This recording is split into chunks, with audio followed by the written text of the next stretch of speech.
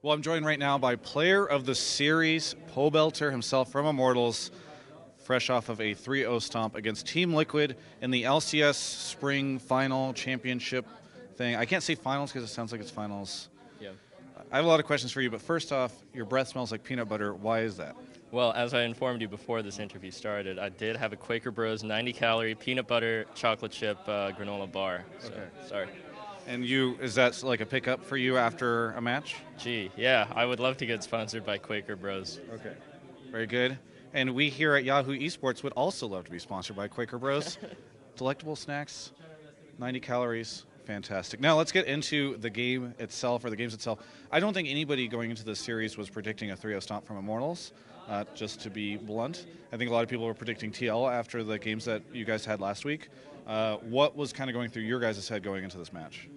Well, after we got done by TSM, we knew that, well, something had to change. Like, I don't think it was that we were playing bad, and then we all agreed, yeah, well, I guess our read on the meta was wrong. Maybe we shouldn't be playing Lucian top.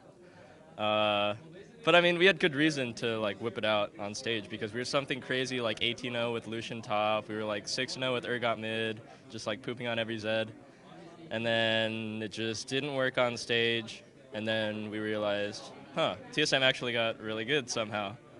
And yeah, I mean, even though we were just decimating all the other teams we were practicing against, it just didn't translate on stage. And we were like, all right, even though our scrims are going to be good, maybe we can beat TL still if we play this Lucian top and stuff like that. We should probably start playing to the meta because it just outclasses our own strategy. So we had about like 1 week of practice with Huni playing tanks, and Adrian's been playing more like Braum and Trundle and this kind of tanky support. He played Gen all 3 games today, but we had some other stuff prepared. And yeah, basically our scrims were still going really well, actually, versus who we were playing against. And we actually scrimmed TSM a little bit, and they were beating us more than we were beating them. But I mean, considering we only had 1 week of practice and they've been playing this style for so much longer than us, I was pretty hopeful that we were going to beat TL today. Yeah. So pretty hopeful, but I mean, you could be hopeful. Did you actually believe it was going to happen? Because, I mean, I'm sure that confidence was a little shaken after last week, right? Not really. We were kind of just dumbfounded because we had like, I guess I can talk about it now since the season's over, but yeah, we had like an 80% win rate in scrims overall with this style. Like I said, we were like 18-0 with Lucian top, so it was, at first it was less so like, oh crap, we suck, and more so like, well, what happened this weekend? Why didn't we show up? Yeah.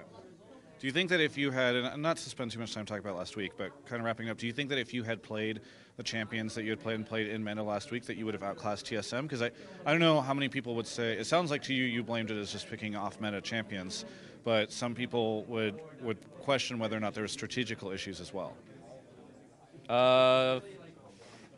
Yeah, I mean, I guess it kind of looked bad because we just were powerless in those games. Like, legit, Maokai would TP behind us, and we would just all die. Yeah. I mean, there's not much strategy about that. Yeah, I'm a cutie pie tweet about whenever you flank with, or when they flank with Maokai and you flank with Lucian. Yeah, there's kind of a disparity there. But, I mean, if we were to face off against TSM today, I think it would be close. I don't know who would win. I think if we went back in time to the beginning of the split and Huni was just playing tanks the entire time and we were playing meta style, then yeah, I think we could win. Now, of course, whenever you guys lose after certain things, like we're already practicing for MSI, all these kind of things that were thrown out there, it's going to get a lot of blowback from the community. I mean, was that something that you guys were aware of and sort of just like taking the punches over the week, or really how are you guys dealing with all that? So I uninstalled Twitter and Reddit from my phone. It's never productive to read bad things people are saying about you after you lose because mostly people just want to on you instead of offer anything constructive. Right. And anything constructive I'm just going to get from my teammates and coaches anyways. So yeah, I just kind of try and avoid it, ignore it. People are always going to come out of the woodwork after a really bad loss. So that's how I deal with it. As someone who is much more of an expert in losing than some of your other teammates, were you helping them in figuring out how to deal with like the loss and the community blowback? Yeah, I was like, don't worry guys, it's fine. I got relegated this time last year, so you know this is not horrible. Right. Yeah. All right, now, okay, so going into those games, why do you think it was that you guys stomped TL so much? I know you said a lot of it is just picking the meta champions, but how do you feel about their performance?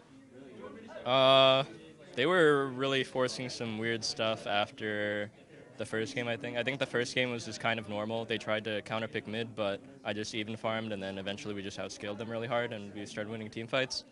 Second game, they started having some really desperate plays, like, I don't know, Matt flashed on me level 2 using both his sums, and he just died.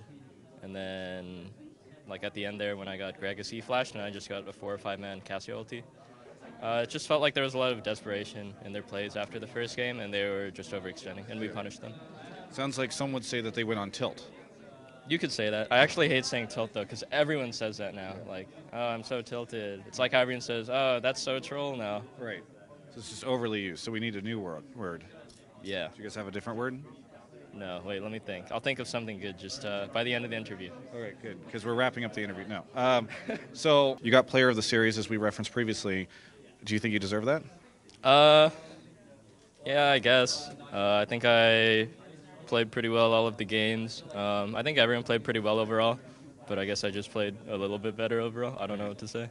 Just a little bit. Is there anything that you would like to say to the Immortals fans, all those people that turned off their flares on Reddit because there was a noticeable lack of Immortals fans after last week, and now are turning them all back on? Well, it sucks that we couldn't make it to finals or MSI like a lot of people were expecting to, but I think we were able to learn a lot from our loss against TSM, even though it was soul-crushingly depressing. And we're going to come back really strong next split and hope to continue the same dominance we showed in the regular season. Thank you so much, Eugene, for the interview and for these peanut butter waves that are hitting me right now. For everyone else, thanks for watching. You can check out more League of Legends. Exaggerating. It's not that bad. I'm in a peanut right now. You can check out the rest of our coverage at esports.yahoo.com.